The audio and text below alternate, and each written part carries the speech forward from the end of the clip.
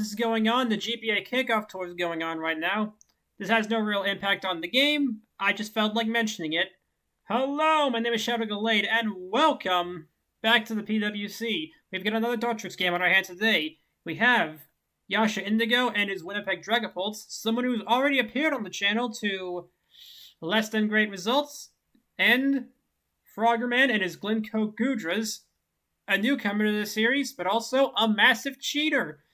Anyway, they're both 0-1 looking to redeem themselves after their first loss, but only one of them can even out. We have the Beware, Nihiligo, Tapu Fini, Fortress, Zygarde, and Chandelure for YashaIndigo, and the Scizor, Gudra, Conkeldurr, Yanmega, the overrated piece of shit, and they're just gonna go right in. That's fine, I was done anyway. Alright then, so, we got Torterra lane into the Nihiligo here. Now this just screams Terra. And yeah, no, this is going fast. Wow, not even gonna Terra. Bold move, but you know what? I can respect the hustle, and now we have both of the Terra captains in against each other.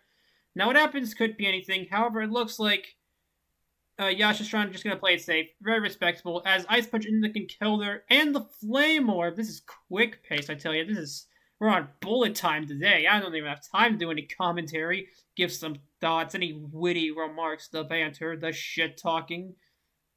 But yeah, right now, Frogger, pretty good position. He's got the Flame Orb up. Probably wanted to get Stealth Hooks up turn 1, but that's fine. But, oh, Yasha is standing his ground, going for the bulk up, thinking, I'm not afraid of your Guts Boost. I have Fluffy and Thunder Punch. Interesting.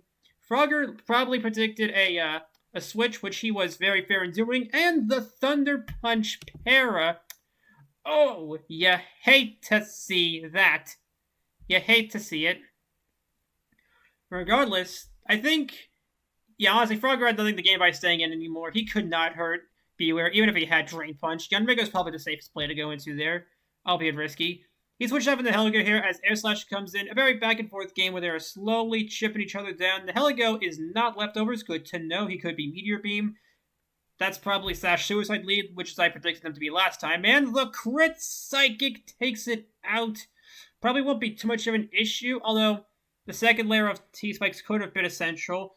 And wow, he sacks the Yanmega for some damage on the Chandelure. Very bold play considering the Beware is an ever-imminent threat, but maybe Frogger has something else in the back. Gudra comes in, which I still say is a jobber. And, alright, Yasha not wanting to trust the speed tie with Chandelure, just going to his Tapu Fini. Very safe play, an overall very safe game. And yeah, just some slow chip going on. Serve is interesting. I probably would have Draco'd there myself, though it does make sense why I'd go into Fini, so maybe I wouldn't have Draco'd. I do not know. Regardless, that extra layer of T-Spikes not coming out is starting to make a difference here, as Gudra will not be worn down as fast, and the Assault Vest comes out. Very useful for the Chandelure later on, if it wants to come down to that. And speaking of Gudra, it has T-Bolt. I know I shit on Gudra a lot, but it does have some insane coverage. Does have some pretty insane coverage. As what happens here, we're about to find out, as my showdown keeps lagging to hell and back. I apologize deeply. It's like a clip show. And the Zygarde comes in the face of a Gudra. Very aggressive play from Yasha. Not fearing anything. And oh, the pivot. Oh, okay, he's trying to... I see what Yasha's doing. He's trying to slowly get chip damage. And yeah, that second layer of T-Spikes really starting to make a difference, though it doesn't matter now, as the Moonblast will KO Gudra. Yasha's playing around, going around in circles, ring around the roses, pocket full of Mega Scizor. And oh, the Rocky, that is good to know. Frogger able to not care about the T-Spikes at all with his Conkeldurr. And Fire Punch, that is 2 elemental punches in a row. I can respect the hustle. And again, just a very slow-paced game of chipping things down. And yeah, Moonblast come in. I think Frogger was trying to speed creep there, but Yasha said no, none of that. Shame on you. He did not care at all. Just didn't care in the slightest. That's what Frogger does here. He goes into Torterra, not fearing any coverage, at which point I think Frogger has to do, because if he tries to go Scizor, it's just a free and right for Fortress. Speaking of, oh, he's rock polishing. But what can he do in the face of Beware? We're about to find out. The answer is nothing, and the Heligo gets the kill. Ay. This is a Slaughterfest. And Dragon Dance for Alligator. And we're gonna get to a setup board here. Are we gonna see +6 on each side? I doubt Frogger can afford to it. Nope. Yasha just going straight for the throat as Frogger wants to take his sweet time setting up. Nothing wrong with either approach, but it looks like it's going to pay off for Yasha more so due to, again, Fluffy. And the Earthquake for Alligator coming out, and the crit! That actually might be huge. If Zygar doesn't have E-Speed, then...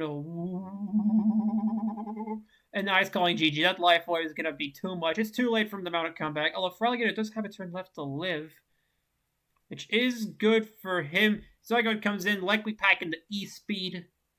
It's over. It's all over. As soon as Frogger goes down, Chandelure just comes in and says, like that. He just has to stack him on. He could actually go in the Fortress here and win off of that alone. You know, this is a dominating game for Yasha as Frogger moves to 0-2. And Yasha goes to 1-1, redeeming himself for his previous loss on the channel, which you can check out on the channel. How do I think the game was played? Overall, I think both combatants played a little too safe. There wasn't really any predictions at all, I don't think. I'm trying to think, was there any major predictions at all? I think there was one predict from the... I'm trying to think, who is it under...